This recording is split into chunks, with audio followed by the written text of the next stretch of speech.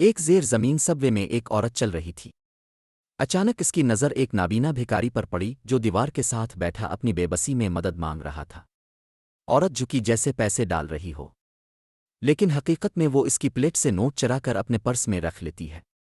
نابینا عورت بے خبر مسکرا کر شکریہ ادا کرتی ہے، لیکن چور عورت کو اندازہ نہیں تھا کہ قریب ہی ایک شخص سب کچھ اپنی آنکھوں سے دیکھ رہا ہے۔ وہ خاموشی سے اس عورت کے پیچھے چل پڑتا ہے، پھر اچانک اس کے قریب جا کر کہتا ہے، کیا اب میرے ساتھ شاپنگ پر چلیں گی؟ عورت خوشی خوشی تیار ہو جاتی ہے۔ وہ مہنگی بوتیک میں جاتی ہے، قیمتی کپڑے پسند کرتی ہے، پھر ایک گروسری سٹور میں گاڑی بھر قیمتیاں اور قیمتی سامان خریدتی ہے۔ آدمی ہر چیز کے پیسے دیتا ہے، بیگ الفاٹے کر جیسے ایک شریف آدمی ساتھ چلتا ہے۔ عورت خود کو ملکہ سمجھتی ہے، مسکراتی ہے، سوچتی ہے آج اس کا دن کتنا خوش قسمت ہے۔ آخرکار وہ دونوں اسٹیشن پہنچتے ہیں۔ عورت ٹرین میں سوار ہوتی ہے اور منتظر رہتی ہے کہ وہ آدمی بھی ساتھ آئے گا، مگر جیسے ہی وہ مڑ کر دیکھتی ہے دروازہ بند ہو جاتا ہے۔ آدمی پیچھے کھڑا تمام بیگ اپنے پاس رکھ لیتا ہے۔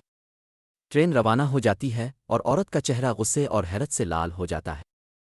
پرس کھولتی ہے تو وہ بالکل خالی، اس کے اپنے پیسے بھی غائب۔